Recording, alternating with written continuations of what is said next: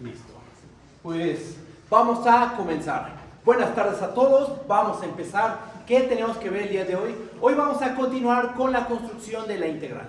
¿Va? Ya definimos particiones, sumas inferiores, sumas superiores, refinamiento. Ya vimos algunos ejemplos de te dan un intervalo, construye una partición, da un refinamiento. ¿Qué es lo que sigue?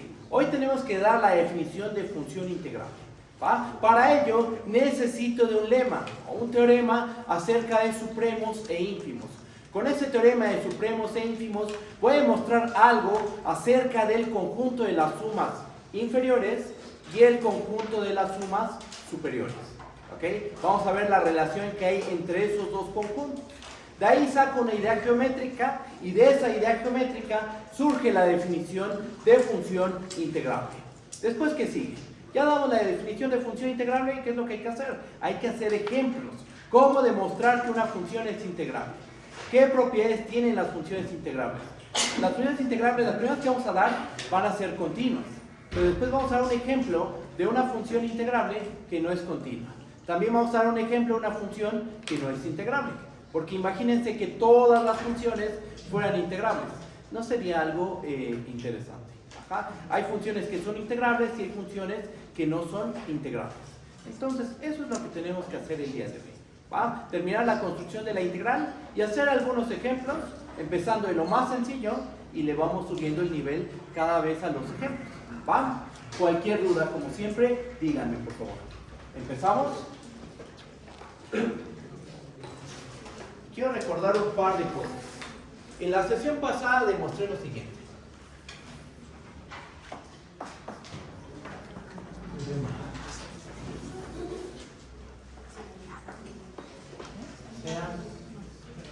F, una función definida en un intervalo a, b hacia los reales acotada. Sean P y Q dos particiones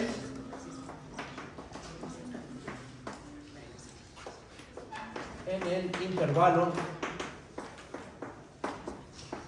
a, b, tales que Q refina P. Entonces, teníamos dos incisos. Tú tienes una función acotada, definir un intervalo a, b hacia los reales. Tienes dos particiones P y Q en ese intervalo. ¿Va? En el intervalo a, b, en el dominio de la función. Tales que cumplen esas particiones.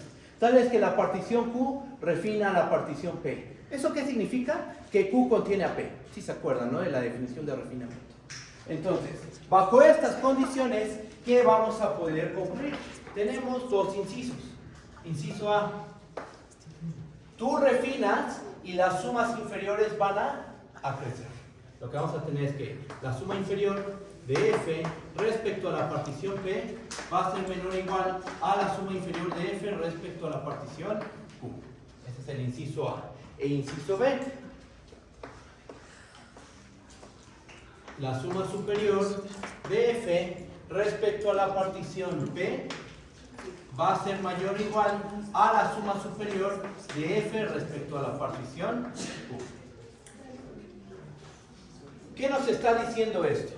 Que cuando tú refinas, las sumas inferiores empiezan a crecer. Y cuando tú refinas, las sumas superiores empiezan a decrecer. ¿Okay? Este teorema lo ocupamos, creo que le llamamos lema, si no mal me equivoco, lo ocupamos para demostrar lo siguiente. Con este resultado, que lo tenemos que probar en algún momento, lo vamos a demostrar hoy, eso es un hecho. Con ese resultado, con este teorema, ¿qué demostramos? Demostramos lo siguiente. Si F es una función definida en el intervalo a, b en los reales acotada, entonces para cualesquiera P, Q particiones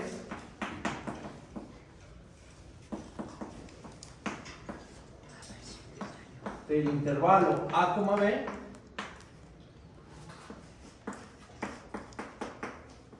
se tiene que la suma inferior de F respecto a la partición P es menor o igual a la suma superior de F respecto a la partición Q. ¿Ah? El teorema de su lado izquierdo, este lo dimos por hecho, no lo hemos demostrado. Con este resultado demostramos este teorema que dice, no importa qué particiones P y Q te tomes, no importa cómo estén relacionadas.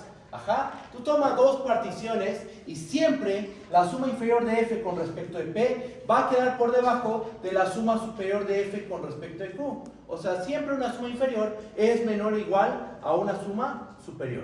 No hay de otra. La suma inferior siempre queda por debajo de la suma superior. Esto siempre va a pasar.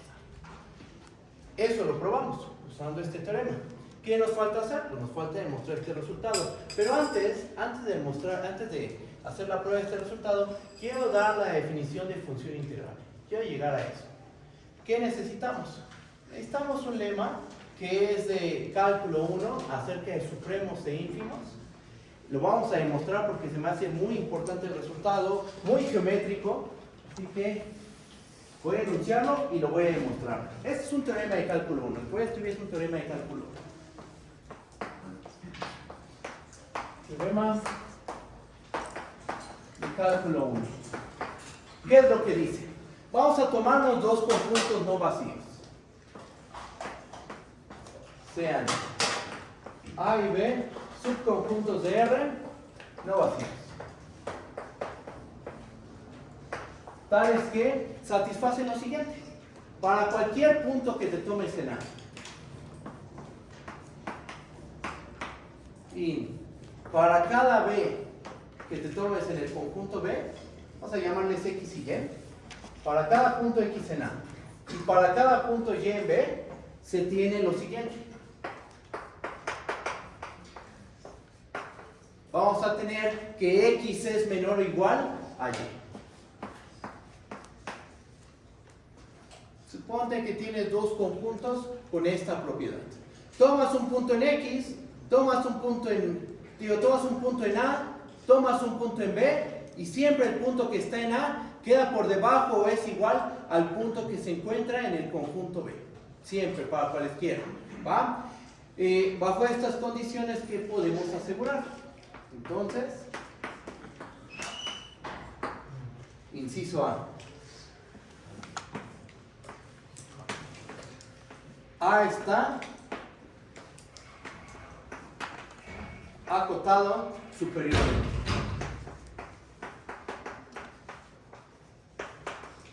Okay. Inciso B. B está acotado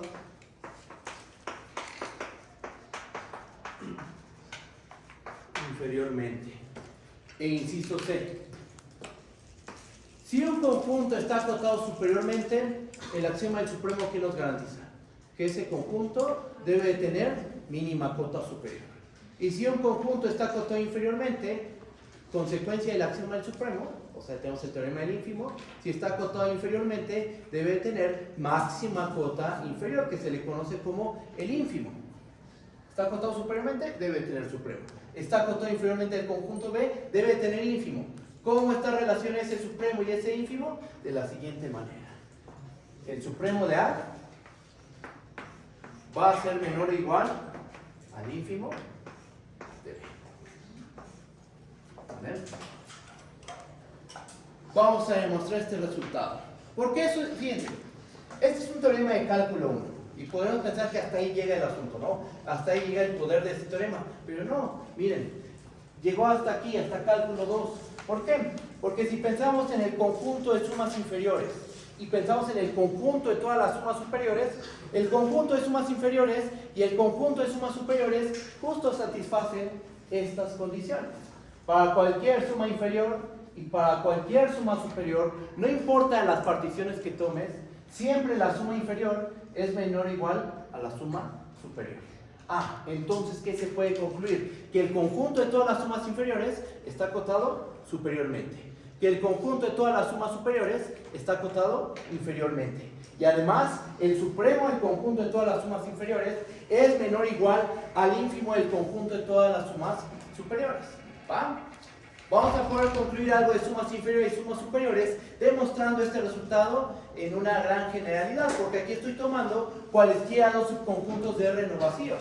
No solo un conjunto de sumas inferiores o un conjunto de sumas superiores, es cualquier par de subconjuntos de la recta real. ¿Se entiende? ¿Vamos bien o hay alguna duda? Ustedes díganme. Ok. Voy a borrar esta parte del pizarrón y voy a empezar con la demostración.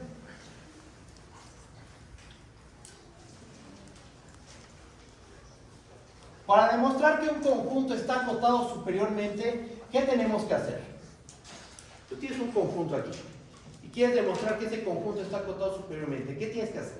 Tienes que exhibir una cota superior.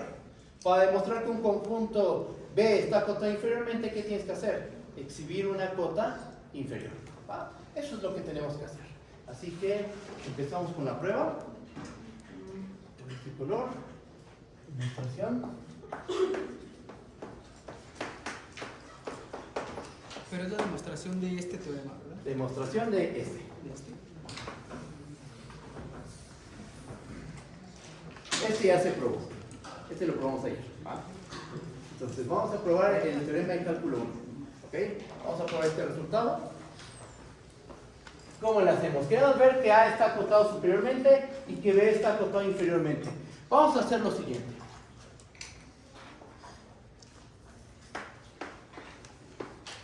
Como A es distinto del vacío, entonces puedo seleccionar un punto.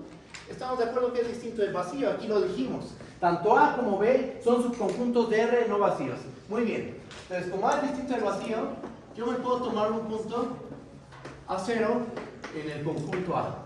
Va. Ahora voy a hacer lo siguiente. Vamos a tomar un punto B un punto Y en el conjunto B. Tomamos un punto Y en B. El que sea, uno de manera arbitraria. Por hipótesis.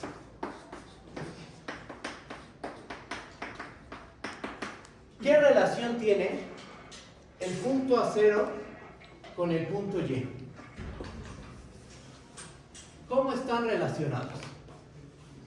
A0 es menor o igual a Y, porque por hipótesis tenemos que para cualquier punto en A y para cualquier punto en B siempre se va a tener esta desigualdad. Yo aquí seleccioné un punto en A, lo fijé, y después tomo un punto arbitrario en el conjunto B, el que sea. Y por la hipótesis yo puedo asegurar que A0 tiene que ser menor o igual a Y. No importa el punto Y que me tome en el conjunto B, siempre se va a cumplir esta desigualdad. Entonces, ¿de aquí qué podemos asegurar? A0, ¿qué es del conjunto B? A0 es una cota inferior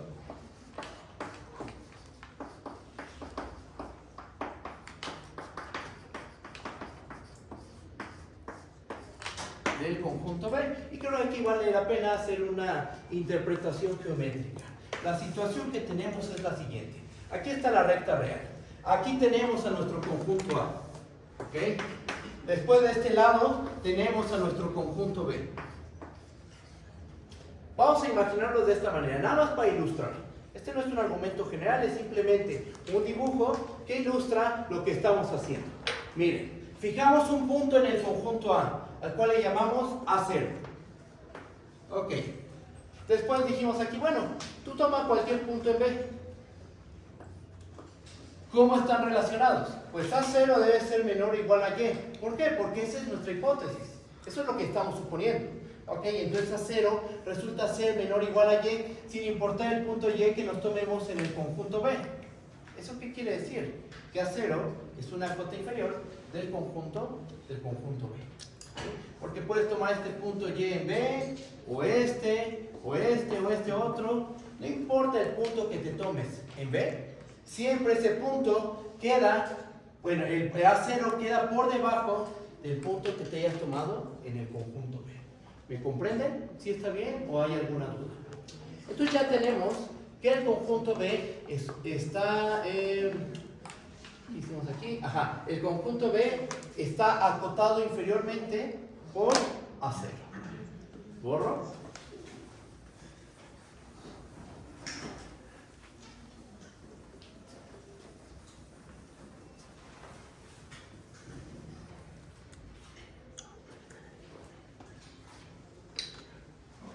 A0 es una cota inferior de B, y de ahí que podemos ya concluir que el conjunto B está acotado inferiormente. Está acotado inferiormente, simplemente. El conjunto B está acotado inferiormente. Vamos a hacer un razonamiento similar, pero ahora para demostrar que el conjunto A está acotado superiormente. ¿Cómo le hacemos? Termina esto. Y ahora, quiero demostrar que A está acotado superiormente. ¿Cómo procedemos? Pues como que cambiamos los papeles, ¿no? Del conjunto A y el conjunto B. ¿Dónde fijé un punto? En A. Ahora vamos a fijar un punto en el conjunto B. Como B es distinto del vacío, podemos fijemos un punto B0 en el conjunto B. Ajá. Ahora, vamos a usar la hipótesis. Por hipótesis,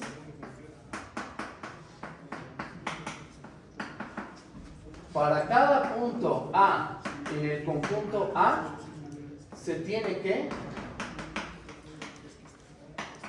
¿Cómo se relaciona A con B0? Por hipótesis, tú tomas un punto en A y tú tomas un punto en B y el punto de A debe ser menor o igual al punto del conjunto B. Tú tomas cualquier punto del conjunto A. ¿Cómo se relaciona con B0?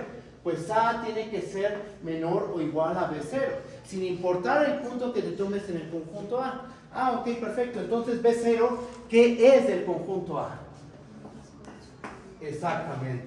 B0 es una cota superior de A. Y como el conjunto A tiene una cota superior, entonces el conjunto A está acotado superiormente.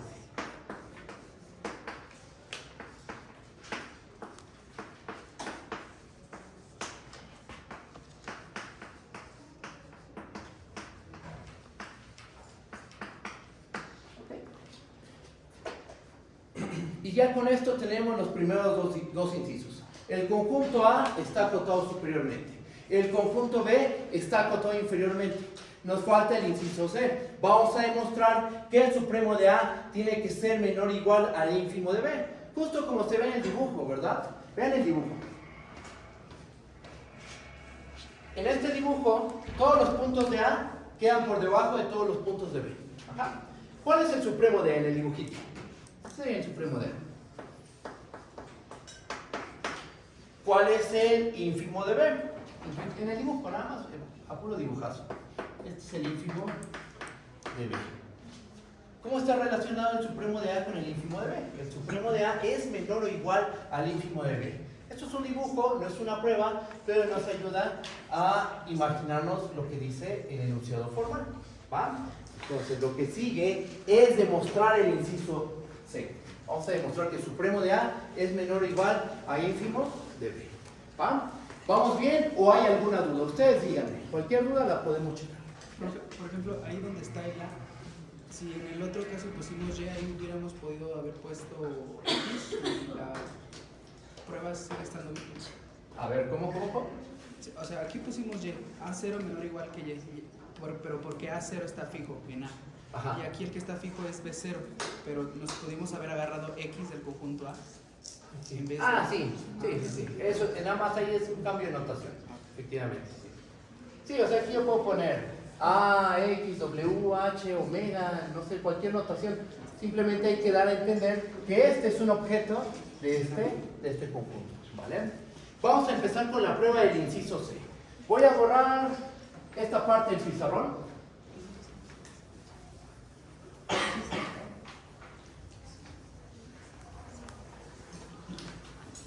Y la prueba la vamos a hacer por contradicción. ¿Ok? Vamos a suponer que el ínfimo de B es menor estricto al supremo de A. Es una prueba, demostración.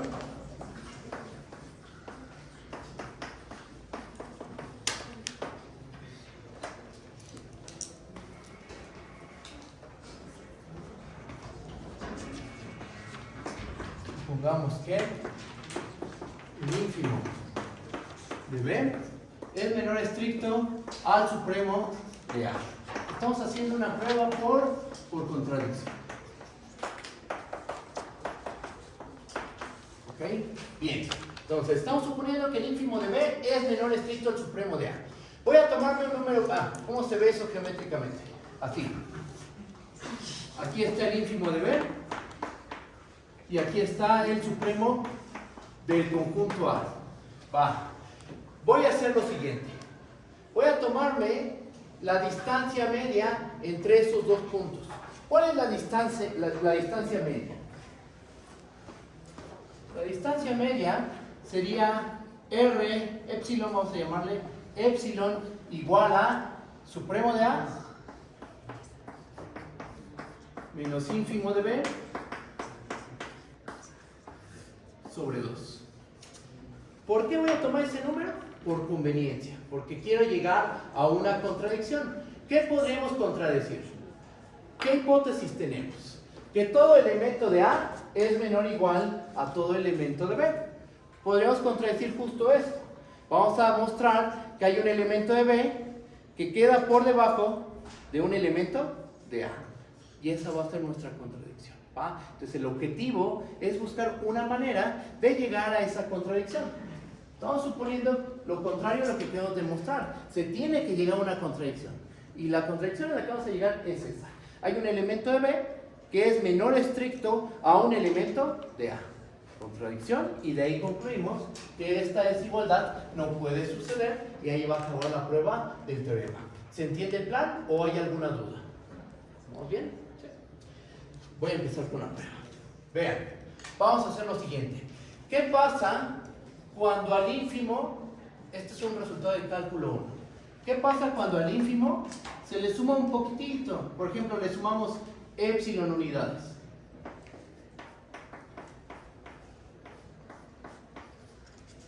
Aquí está tu ínfimo, y le sumamos un poquito, ¿y qué pasa? Hay un elemento del conjunto que queda aquí en medio. ¿Sí se acuerdan de ese resultado? Tienes tu ínfimo, vamos a hacer un dibujito, a ver. Aquí está tu conjunto B. Y aquí está tu ínfimo. Este es el ínfimo, ¿estamos de acuerdo? ¿Qué pasa si al ínfimo le sumas una cantidad positiva?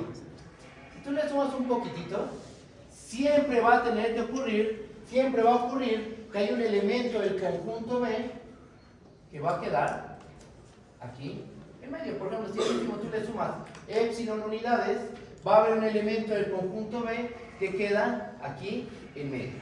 Algo similar pasa con el supremo de un conjunto. Tú tienes aquí a tu conjunto A, aquí está el supremo, este es el supremo, ¿y qué pasa si el supremo de A le restas un poquitito, una cantidad por pequeña que sea, réstale un poquito el supremo? ¿Y qué ven en el dibujo?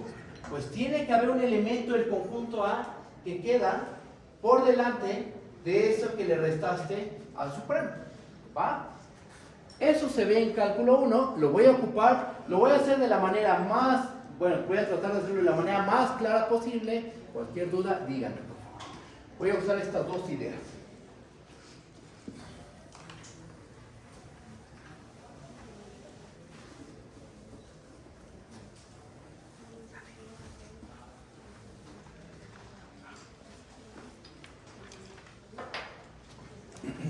Entonces, si epsilon es igual a supremo de A menos ínfimo de B entre 2, por definición de, vamos a empezar con definición de ínfimo. Por la definición de ínfimo,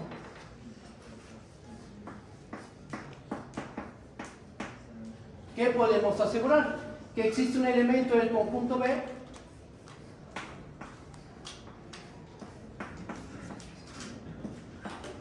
tal que si yo le sumo al ínfimo un poquitín, por ejemplo esta cantidad epsilon, entonces vamos a tener lo siguiente: B epsilon va a ser menor estricto al ínfimo de b más epsilon. ¿Cuánto vale epsilon? Este valor. Ahorita lo sustituimos. Y por definición de supremo, o por una propiedad del supremo, sabemos que existe un elemento en el conjunto A tal que si al supremo yo le resto un poquitito, por delante queda un elemento del conjunto A. ¿Ok?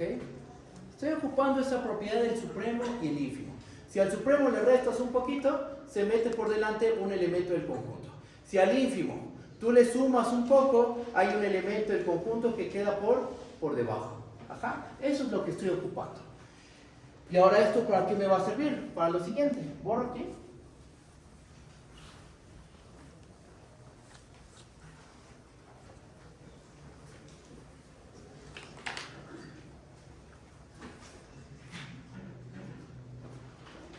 Y entonces tenemos lo siguiente.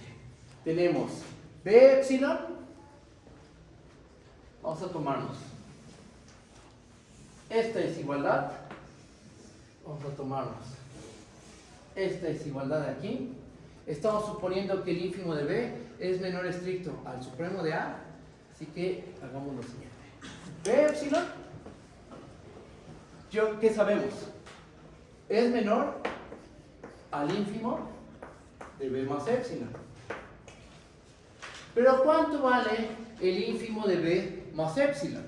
Esto es igual al ínfimo de B más, y sustituyo a la epsilon. ¿Cuánto vale epsilon? El supremo de A menos ínfimo de B entre 2.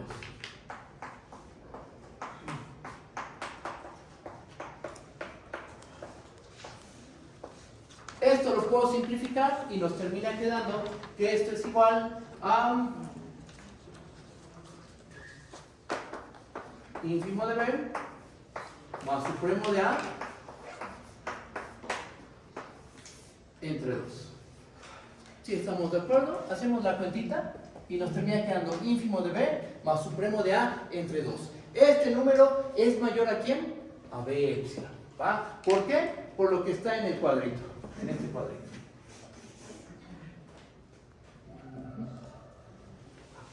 Muy bien. Ahora, vamos a agarrar el otro cuadrito. Supremo de A. Vamos a empezar desde acá. A epsilon. A epsilon es mayor ¿a quién?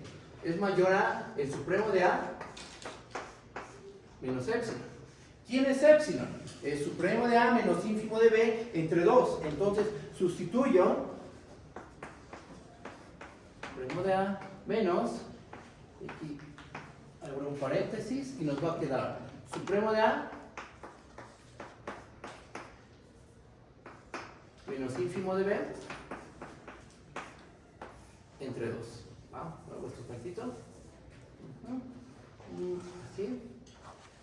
Epsilon, supremo de A menos epsilon.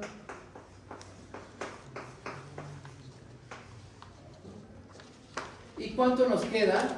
Supremo de A menos supremo de A menos ínfimo de B entre 2. ¿Cuánto nos va a dar esto? Nos va a volver a dar este valor. Otra vez nos va a dar supremo de A más ínfimo de B entre 2. Entonces, quiero que noten lo siguiente. Por un lado, encontraste un punto en el conjunto B que queda por debajo de este número. Encontraste un elemento del conjunto B que queda por debajo del ínfimo de B más el supremo de entre 2. Pero también encontraste un número en el conjunto A, un elemento en el conjunto A que queda por encima de ese mismo valor. Entonces, por una tricotomía, voy a borrar de este lado.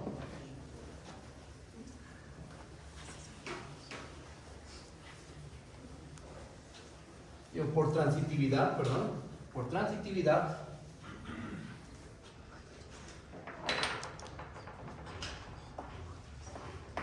ok, ¿qué es lo que tenemos? Tenemos que B epsilon es menor a supremo de A más ínfimo de B entre 2.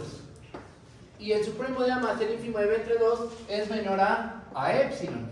Ok, por transitividad podemos concluir que B epsilon es menor que A epsilon. Pero esto último es imposible. Porque nuestra hipótesis es que todo elemento de A es menor o igual a todo elemento del conjunto B. Y acabamos de encontrar un par de elementos, uno de A y uno de B, donde la desigualdad es, bueno, tenemos la desigualdad contraria. B epsilon es menor estricto a epsilon. Eso no es posible. Eso no puede pasar, ¿no? Por la hipótesis. Entonces la pregunta es, ¿qué supusimos mal? Supusimos mal que el supremo de A es mayor o igual al ínfimo de B. Eso no va a pasar. ¿Ah? La conclusión entonces, ¿cuál es? Aquí se concluye que el supremo de A es menor o igual al ínfimo del conjunto B. ¿Cómo lo ven? ¿Si está bien o hay alguna duda? Ustedes díganme, cualquier duda la podemos resolver. ¿Vamos bien? ¿Sí? Seguros. Todo requiere, entender esta prueba, requiere de entender el concepto de supremo e ínfimo. ¿Okay? La caracterización del supremo, caracterización del ínfimo, requiere de entender bien esos conceptos para poder realizar esta demostración. ¿Va? Bueno, un recordatorio de cálculo que hicimos hasta su prueba, porque es importante tener esta prueba en mente. Bien. Voy a borrar esta parte del pizarrón, ¿vale?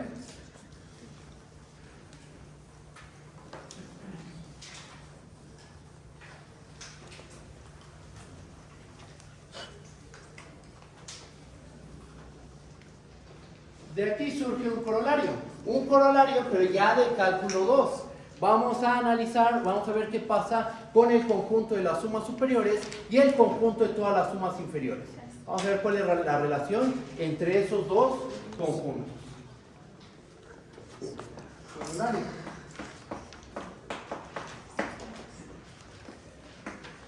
Tomemos una función definida en un intervalo a coma b hacia los reales acotados.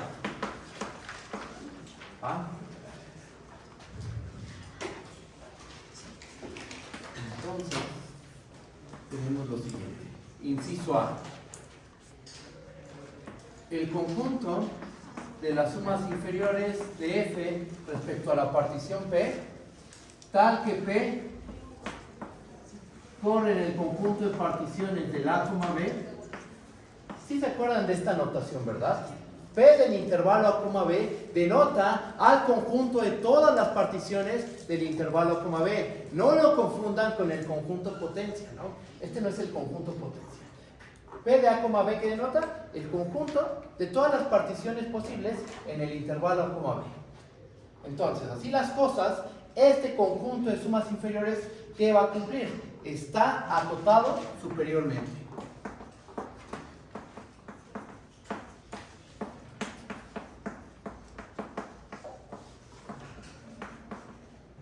Inciso B.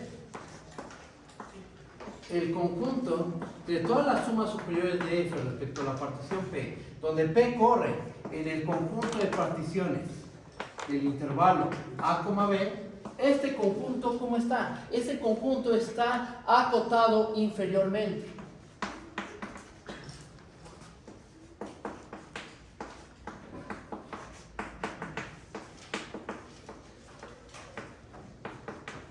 Ok, ¿qué más?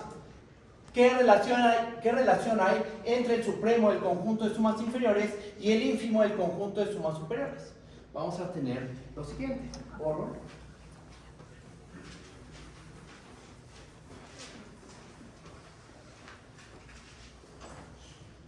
¿Qué relación hay? Inciso C. El supremo del conjunto de todas las sumas inferiores de f respecto a la partición P, tal que P pertenece al conjunto de particiones del A, B, va a ser menor o igual al ínfimo del conjunto de todas las sumas superiores de F respecto a la partición P, tal que P pertenece al conjunto de particiones de la coma.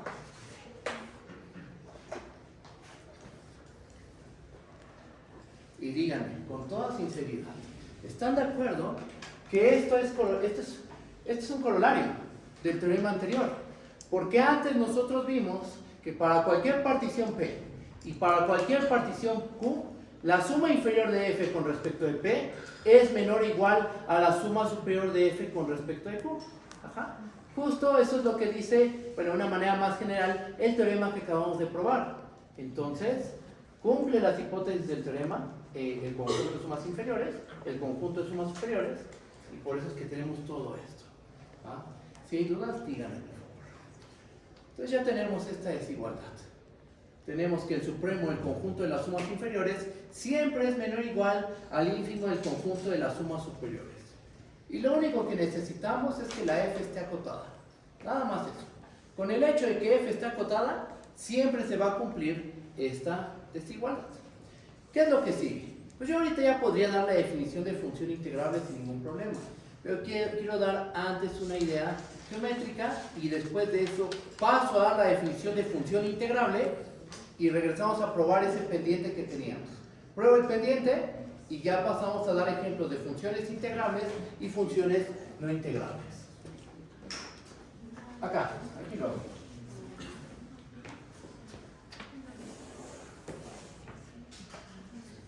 Voy a dar una idea intuitiva.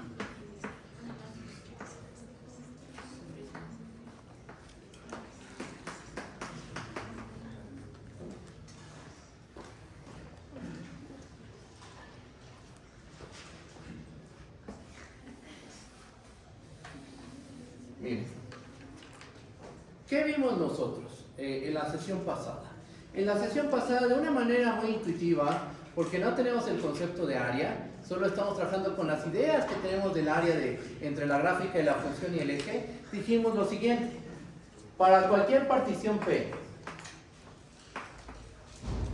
en un intervalo A, B, y para cualquier partición Q en ese mismo intervalo, siempre pasa esto.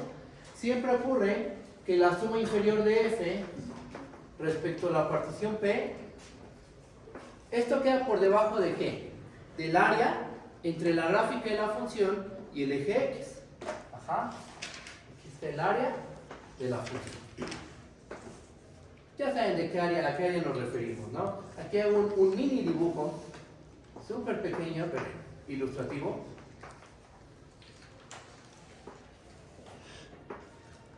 Nos referimos a esta área, A de F. Por el análisis geométrico que hicimos en la sesión pasada, tú tomas una suma inferior y esa suma inferior queda por debajo del área de F. Tú tomas una suma superior y la suma superior queda por encima del área de F. Aquí le ponemos respecto a la partición Q. No importa la partición P, no importa la partición Q, siempre pasa esto. Entonces, el área de F, acuérdense que es un argumento intuitivo, el área de F, ¿qué es del conjunto de todas las sumas inferiores? Es una cota superior, exactamente. Y el área de F, ¿qué es del conjunto de todas las sumas superiores? Es una cota inferior. Entonces, voy a borrar de este lado.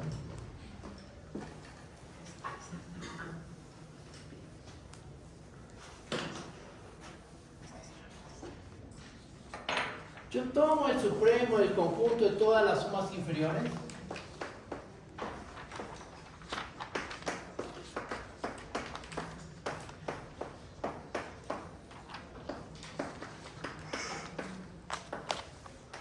Y este número tiene que quedar por debajo del área de la función. Y el área de la función tiene que quedar por debajo del ínfimo del conjunto de todas las sumas superiores de F respecto de P, con P corriendo en el conjunto de particiones del intervalo A, B. Se queda ahí en medio. Ajá. ¿Qué número es? Pues no sabemos exactamente qué número es el área, ¿no? Porque entre el supremo y el ínfimo, pues puede haber un montón de números, ¿no? Hay un montón de números reales porque sea un menor igual. ¿Qué tal si se da el menor estricto? ¿Qué tal si el supremo es menor estricto al ínfimo? Si el supremo, vamos a hacer el dibujito aquí. Si el supremo de ya saben quién, porque está enorme esta expresión para ponerla aquí, y tomo el ínfimo de ya saben quién, de este cuate, y es un menor estricto, pues, ¿quién podría ser el área? Podría ser este punto, podría ser este, podría ser este. Como que no queda bien definida el área en este caso. Cuando el supremo del conjunto de las sumas inferiores es menor estricto al ínfimo del conjunto de las sumas superiores, como que no queda especificada cuál es el área entre la gráfica de la función y el eje X. Sí, cuando se da un menor estricto entre este supremo y este ínfimo. Pero ¿qué pasa si el supremo y el ínfimo coinciden? ¿Borro?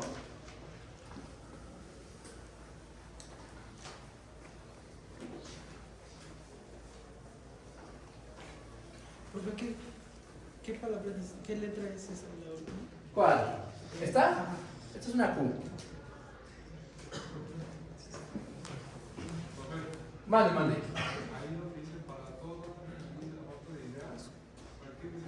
Para cualquier Q y cualquier P, particiones del intervalo coma B, recuerda que este es un conjunto. ¿Esto? Ahí es P y Q. A ver, déjame lo escribo un poco mejor. Aquí lo que dice es lo siguiente.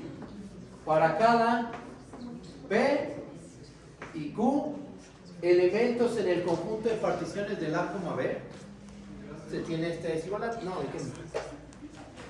Entonces, ¿qué pasa si estos dos valores coinciden? Si supiéramos que el supremo del conjunto de las sumas inferiores de F respecto a la partición P, con P corriendo en el conjunto de particiones del A, B, coincide con el ínfimo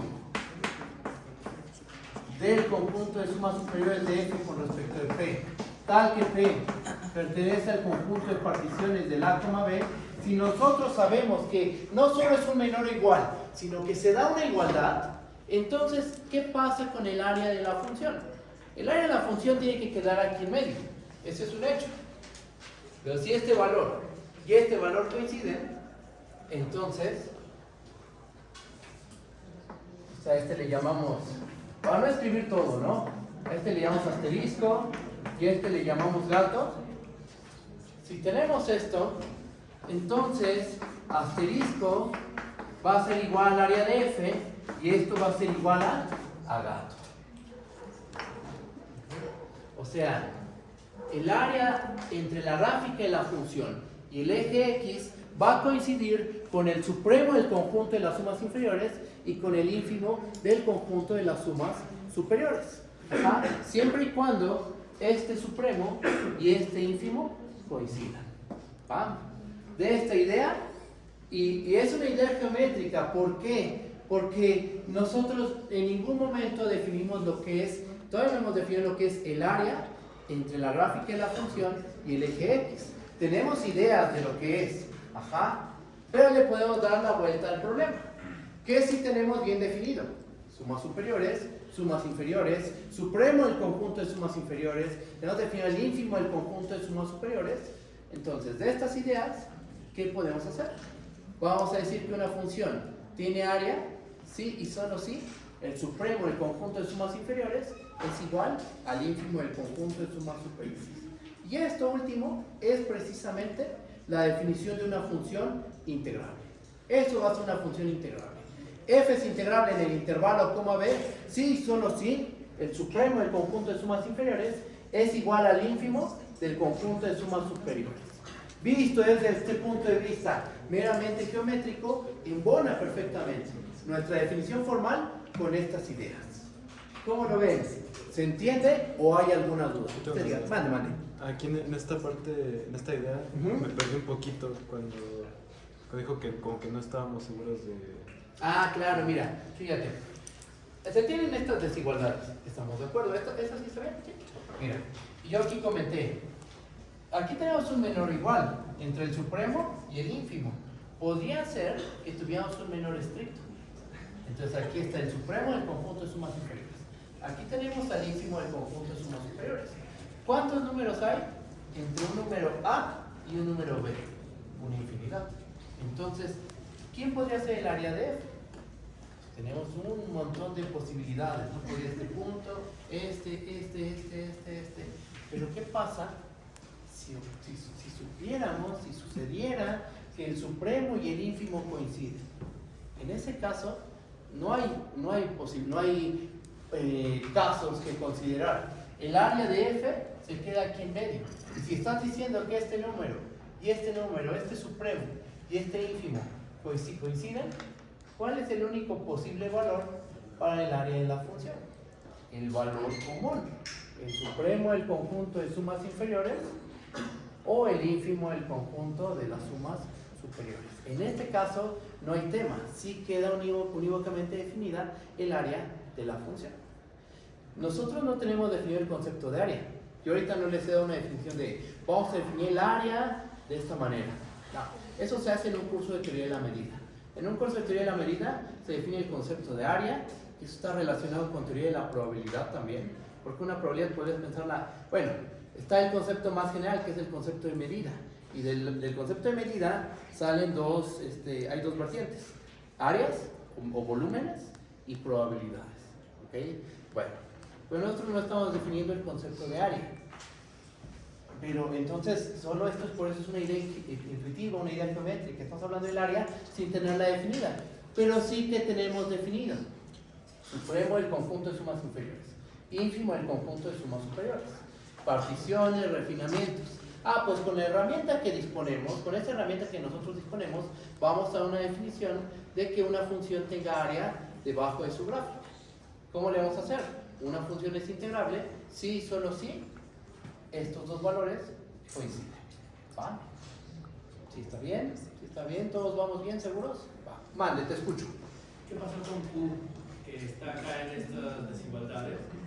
Tendría que ser el ínfimo allá, el ínfimo de la suma superior de F, en vez de P. Es que aquí tomo dos. Tomas dos, se tiene esta desigualdad y esta desigualdad. ¿Ok? Tú tomas dos y pones aquí P, pones aquí Q y se cumple esta cadena de desigualdad. En el conjunto, porque aquí tenemos un conjunto. Bueno, tenemos un número, porque le tomamos el supremo. Pues si tú quitas este supremo, ya tienes un conjunto. Y aquí P está corriendo, no es que la fijes. O sea, P se mueve libremente en el conjunto de particiones de la coma B.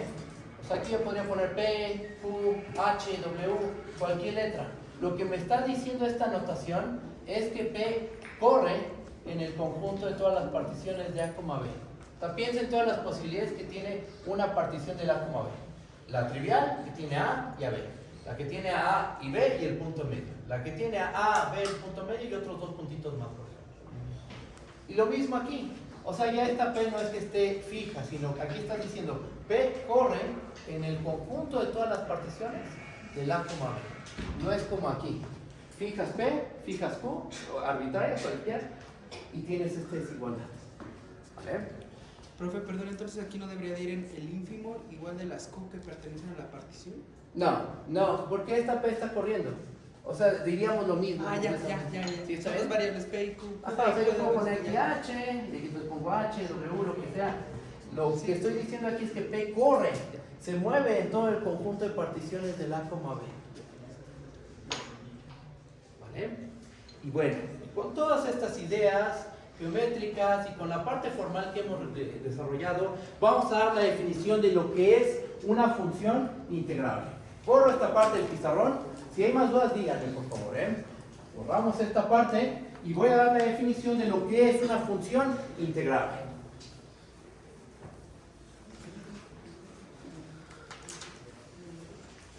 Y ahí va la definición. Vamos a tomarnos una función f definida en un intervalo b hacia los reales acotados. Decimos que f es integrable si pasa lo siguiente. Para que una función sea integrable, ¿qué tiene que pasar? Tiene que ocurrir que el supremo del conjunto de todas las sumas inferiores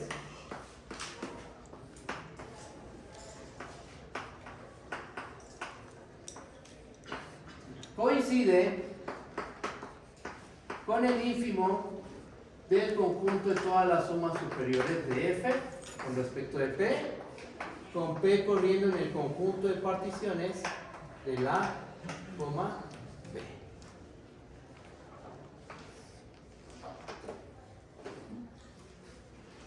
Para que una función sea integrable, y hay que especificar el intervalo, aquí no lo hice, voy a especificar. F es integrable en intervalo a, b, si el supremo del conjunto de las sumas inferiores coincide con el ínfimo del conjunto de todas las sumas superiores. Si se da esta igualdad, se dice que la función es integrable. Ya este valor común se le va a denotar de la siguiente manera. Al valor común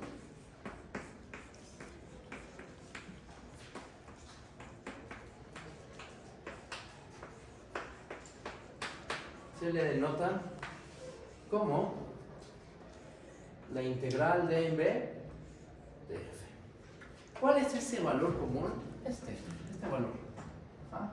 O puede ser el supremo o puede ser el ínfimo. Ajá.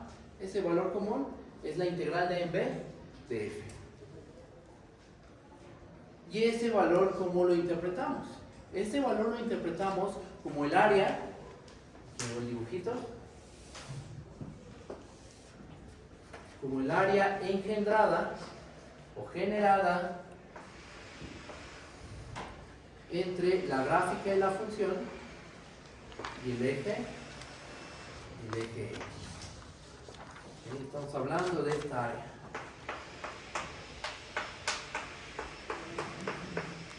Este valor es la integral de en b de f. Hay muchas notaciones, ¿eh? Esta es una que difiere en algunas cositas. Por ejemplo,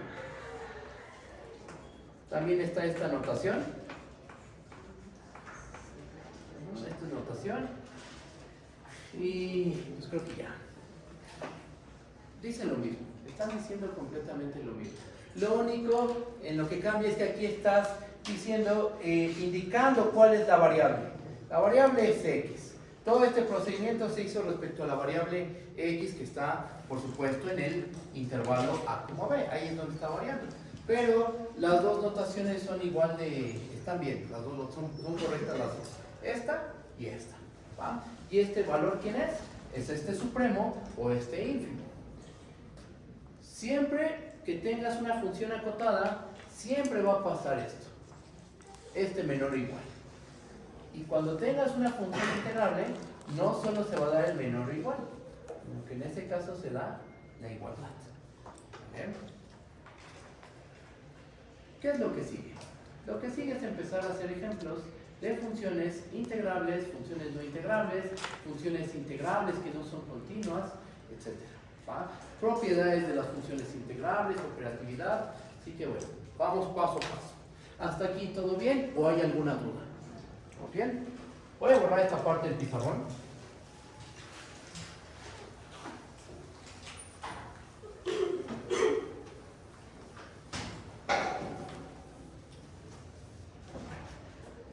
Y vamos paso a paso. Nuestro primer ejemplo va a ser una función constante. Ejemplo 1.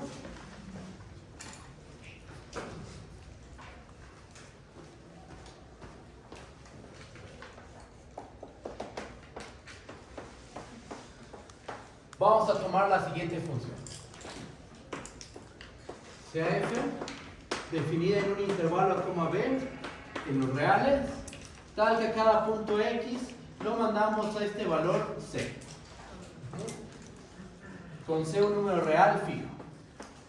Con c un número real fijo. ¿Va? ¿Qué vamos a demostrar? Vamos a ver que esta función es integrable y vamos a calcular el valor de la integral. Escribimos eso. Veamos que f es integrable en el intervalo a, b, y además cuánto vale la integral. La integral de en vez de f va a ser igual a la constante por la longitud del intervalo. ¿Cuál es la longitud del intervalo? ¿Cuál es la longitud de este intervalo? El intervalo a, b. Extremo derecho menos extremo izquierdo. O sea, nos termina quedando b menos a. ¿Y quién es c? Es el valor de la función en todos sus puntos, porque estamos trabajando aquí con una función constante. Esta igualdad tiene muchísimo sentido. Vamos a hacer la interpretación geométrica y pasamos a la demostración. Por aquí.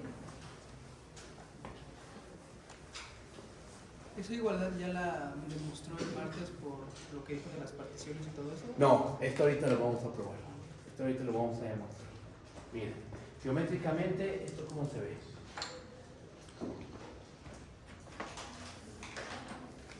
Aquí está nuestro intervalo AB.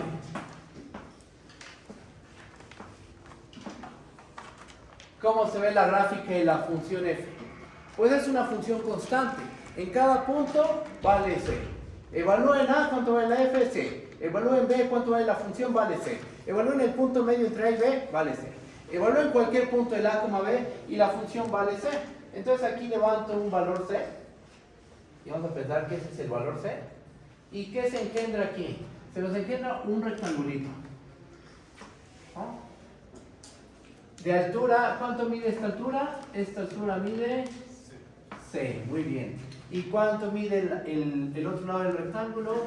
Mide la longitud del intervalo a, b, que es precisamente b menos a. ¿Cuánto vale? ¿Cuál es la medida? ¿Cuál es el área de un rectángulo? Lado por lado, ¿verdad? Entonces, bueno, tomas dos lados adyacentes y los multiplicas. Este mide b menos a, este mide c. Entonces, tiene mucho sentido decir que la integral de b de una función constante, el área de este rectángulo,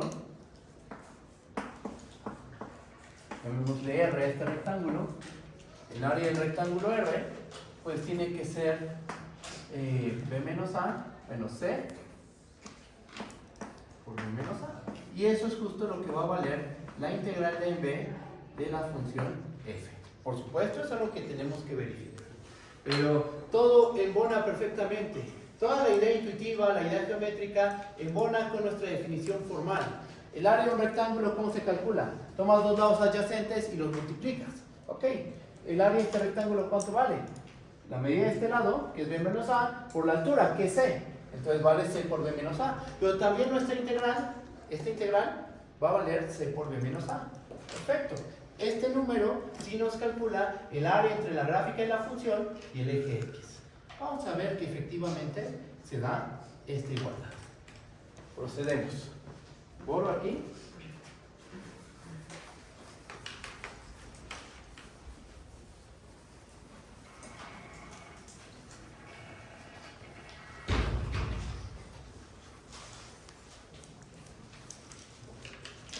Y empezamos con la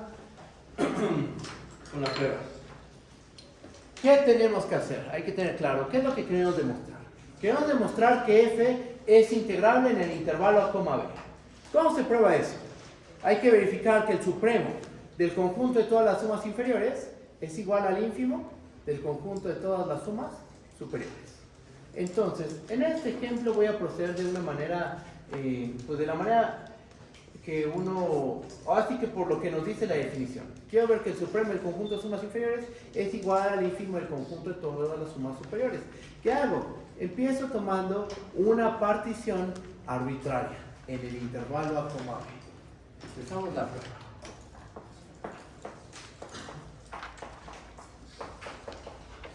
Empiezo tomando una partición arbitraria .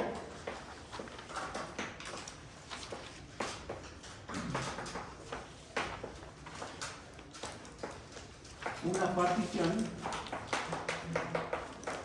del intervalo A, B.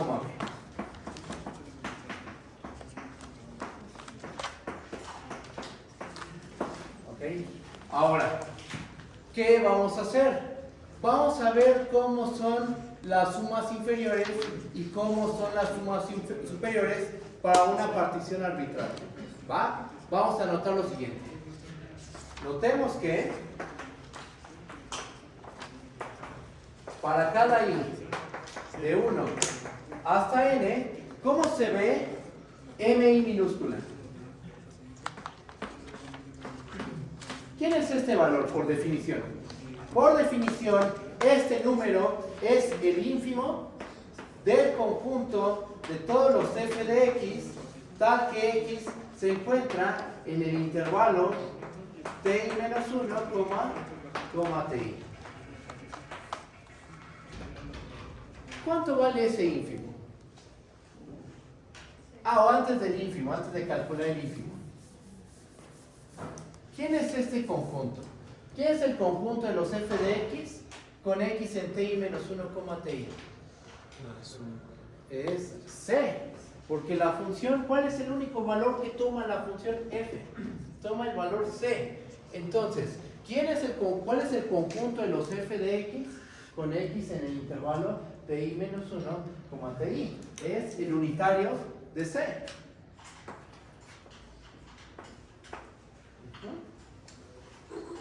Toman el ínfimo. Tenemos que el ínfimo del conjunto de los f de x con x en el intervalo ti menos 1, ti es igual al ínfimo del unitario, del conjunto, el conjunto que tiene como único elemento a c. Porque un ínfimo y un supremo, ¿a quién se le calcula? A un conjunto. Estoy tomando el ínfimo a un conjunto que tiene un solo elemento. ¿Cuánto vale ese ínfimo? ¿Vale? Vale c. ¿Verdad? ¿Por qué se da esta igualdad? Por el hecho de que f de x es igual a c para cada punto x en el intervalo a, b. ¿Vale? Y entonces tenemos que sin importar el índice i que me tome de 1 hasta n, siempre mi minúscula de f es c. Algo similar va a pasar con la mi mayúscula. Voy a hacer la cuentita de este lado. Profe, ¿qué significa m de i de f? Eso lo definimos en la sesión pasada. Para cualquier función, del intervalo b en los reales acotadas, mi de f es esto. Así se definió. Es el ínfimo de todos los f de x con x en el diésimo intervalo generado por la partición. Esa es la definición. Ya después aquí ocupé el hecho de que la f es la función constante. Pero su definición es precisamente esta. Exactamente. Eso que había sido la norma, ¿no? ¿Vale? Eso que había sido la norma, que era la norma, ¿no? La norma de la partición era el máximo de el máximo del conjunto de los ti menos 1, tal que i corre de 1 hasta n. La norma de la partición se ve en el piso, en el dominio. Y estos valores se ven en la imagen. ¿Vale?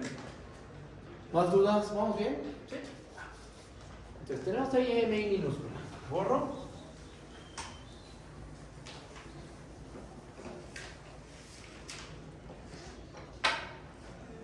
Y ahora, ¿qué pasa con la mi mayúscula de f?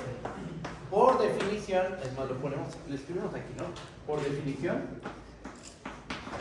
de mi minúscula y por definición de mi mayúscula, ¿esto qué es igual? Esto es igual al supremo del conjunto de todos los f de x, tal que x está en el intervalo ti menos 1, ti. Por definición, eso es mi mayúscula, es el supremo de los valores de la función en el diésimo intervalo inducido por la partición. ¿Cuál es el diésimo intervalo inducido por la partición? Justo este, el ti menos 1, ti. Ok, ya usé la definición. Ahora, ¿qué hago? Veo que con qué función estoy trabajando. Estoy trabajando con una función constante. Entonces, ¿a qué va a ser igual este conjunto? Por el hecho de que estoy trabajando con una función constante, este es el supremo del conjunto, el supremo del conjunto que tiene como único elemento a C. ¿Cuál va a ser el supremo en este caso? C. ¿Por qué de esta igualdad? Por el hecho de que f de x es igual a c para cada punto del intervalo a, b. ¿Ok? Y entonces ya tenemos calculado el MI minúscula, el MI mayúscula. ¿Y por qué lo estoy calculando? Porque yo necesito calcular las sumas inferiores y las sumas superiores. ¿Cómo se definió la suma superior? Como MI mayúscula, bueno, la suma es de i igual a 1 hasta n, de MI mayúscula multiplicado por TI menos TI menos 1. ¿Y cómo se definió la suma inferior? Como la suma es de i igual a 1 hasta n, de MI minúscula multiplicado por TI menos TI menos 1. Ajá, entonces necesito esos datos. Necesito saber cuánto vale MI minúscula y cuánto vale MI mayúscula. ¿Va? A lo mejor, no sé, a lo mejor ya se adelantaron y ven que la cuenta es trivial. Sí, pero este procedimiento se realiza para cualquier ejemplo. Para la identidad, para la x cuadrada, para la x cúbica. Entonces, para empezar, me parece un muy buen ejemplo. ¿Va? Procedemos. Ya tenemos MI minúscula y MI mayúscula. Vamos a calcular ahora la suma inferior y la suma superior. ¿Cuánto vale la suma inferior de f respecto a la partición P? Por definición de suma inferior, y aquí lo pongo por definición, ¿esto a qué es igual? Esto es igual a la suma desde i igual a 1 hasta n de MI minúscula de f multiplicado por TI menos 1. Va. ¿Pero de qué nos dimos cuenta? De que por la nobleza de la función, por lo trivial que es la función, por ser la función constante, todos estos términos, ¿cuánto valen? Todos valen c. Ajá. Entonces nos termina quedando que esto es igual a la suma desde i igual a 1 hasta n del valor c multiplicado por TI menos TI menos 1. TI menos 1, esto menos. Bien. ¿Este valor c depende de la i? No. Entonces, como c está multiplicando a cada sumando, ese valor c lo puedo sacar de la suma. ¿Qué nos va a terminar quedando? Esta parte del pizarrón.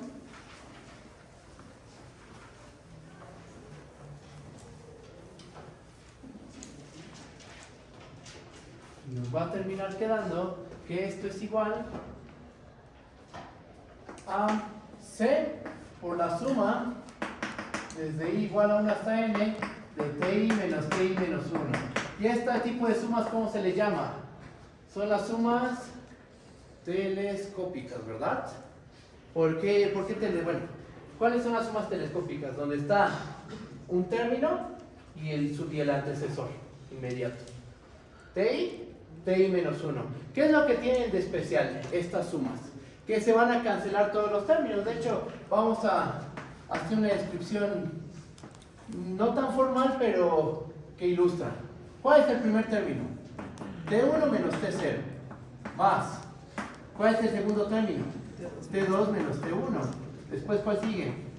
T3 menos T2. Así nos seguimos hasta Tn menos Tn menos 1. Fíjense, ahorita los colores. Aquí, mira. T1 se va con este menos T1. T2 se va con este menos T2. Tn menos 1 menos Tn menos 1 se fue antes con un Tn menos 1. ¿Qué términos sobreviven? Los únicos términos que sobreviven es el enésimo y el ceroésimo. Va. Sobreviven esos términos. Nos queda este valor constante c, y entonces ¿qué terminamos obteniendo? Que esto es c multiplicado por Tn menos T0. Pero ¿quién es Tn? ¿Y quién es T0? Tn es el extremo derecho del intervalo. Acuérdense que estamos tomando una partición y el primer término es A, el enésimo término es B. Esta es una partición del intervalo A, B. T0 debe valer A, Tn tiene que valer B, y entonces nos termina quedando que esto es igual a C multiplicado por B menos A. Muy bien. La suma inferior de F respecto a la partición P, ¿cuánto vale? Voy a borrar esta parte del pizarrón. No, aquí lo pongo. nos fijamos en el final y en el principio de esta cadena de igualdades.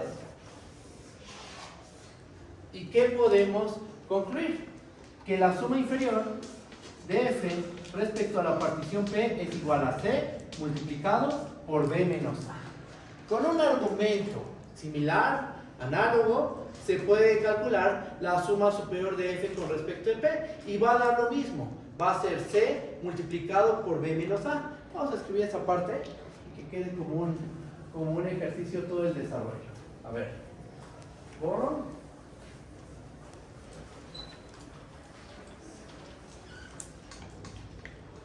Entonces, aquí que escribo de manera análoga, se tiene que la suma superior de f respecto a la partición P, esto es igual a C multiplicado por B menos A. ¿Ok? ¿Cómo tomamos nuestra partición en el intervalo como B? Arbitraria. No le pusimos alguna condición. Tomé cualquier partición del intervalo A, B.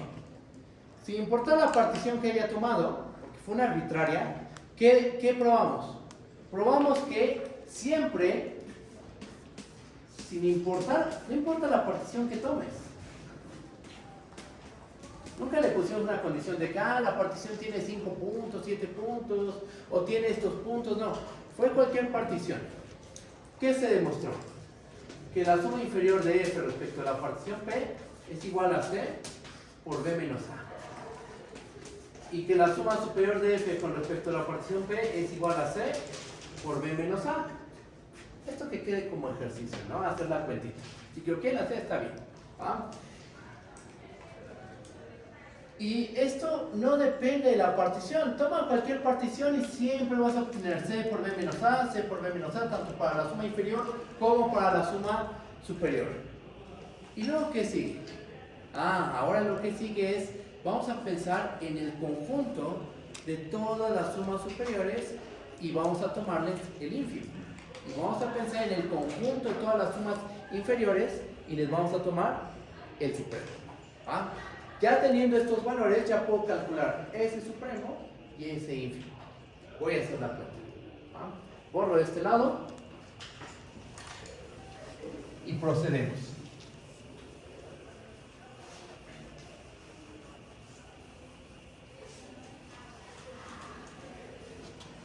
Entonces, por lo cual,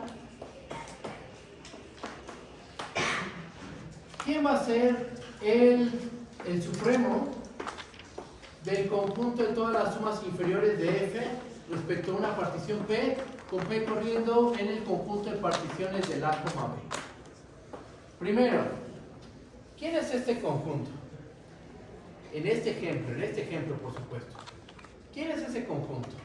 Sin importar la partición, aquí lo estamos diciendo, sin importar la partición, siempre nos dio que la suma inferior y la suma superior da C por B menos A. Entonces, ¿quién es este conjunto? Este conjunto es el conjunto que tiene como único elemento ¿a quién? A C por B menos A. Y a ese supremo, muy bien, a ese supremo, o a este conjunto le voy a tomar el supremo.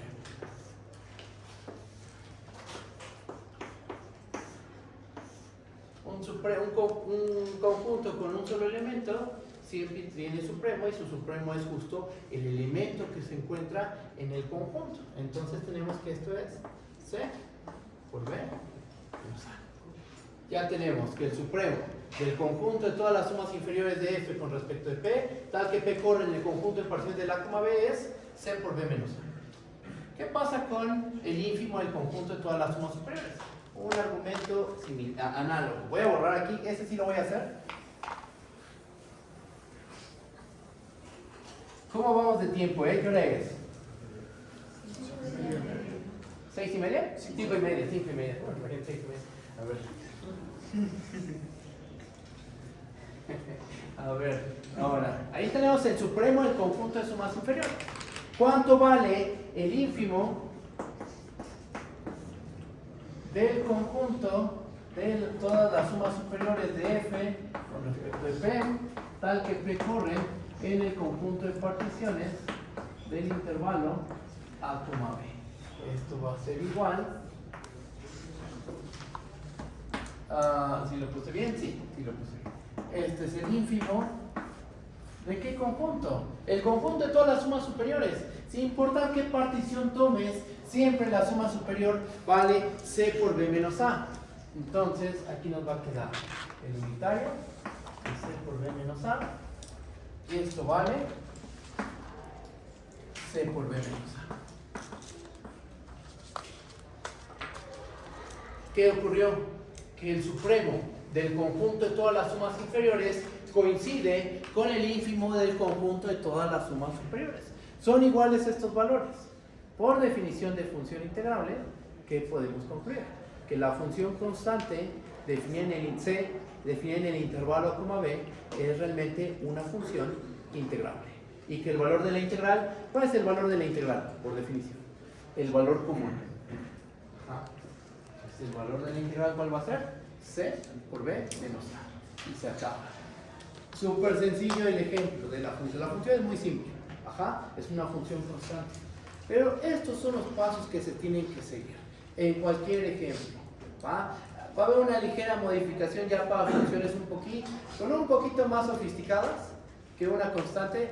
Tenemos que hacerlo con un poquito más de cuidado, pero esto es lo que se tiene que hacer. Esto es lo que tenemos que hacer. ¿Va? Voy a escribir la conclusión. Entonces, ¿qué tenemos?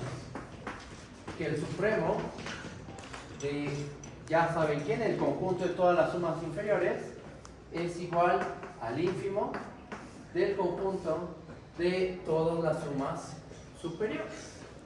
Igual, para que no quede así, a este cuate le llamo asterisco. Supremo de asterisco es igual al ínfimo, le llamo gato, a este conjunto le llamo gato, por definición de función integrable, o sea, por la definición tal cual. La definición de función integrable dice que para que una función sea integrable, el supremo del conjunto de sumas inferiores debe de coincidir con el ínfimo del conjunto de las sumas superiores. Y eso es lo que pasó, coincidieron. Entonces de aquí se sigue que f es integrable y el valor de la integral, ¿cuál va a ser?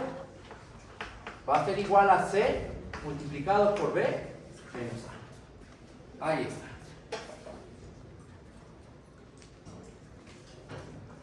Fácil el ejemplo, la función es muy sencilla, pero hicimos todos los pasos que se tienen que hacer para cualquier función, lo realizamos. Entonces, vean todo el procedimiento que realizamos. Ese procedimiento, con una pequeña modificación, lo vamos a realizar con cualquier ejemplo en el que tú quieras demostrar. A través de la definición, si tú quieres probar que una función es integrable a través de la definición, tú vas a tener que seguir todo este proceso. ¿Va? ¿Dudas? ¿Vamos bien? ¿Algún detalle? ¿No? ¿Seguros? Voy a borrar esta parte del pizarrón.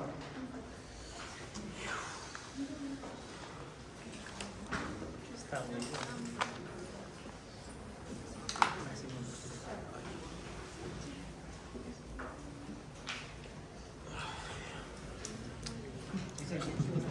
¿Qué hora es? ¿Me puedes decir la hora de nuevo? 6:37. Ok, yo creo que le dejamos hasta aquí, ¿va? Nos estamos viendo, el lunes no hay clases, nos veríamos hasta el martes, mañana sí hay clases, mañana continuamos con teoría de la derivada y nos estamos viendo hasta el martes, ¿va? Estamos viendo, bye bye.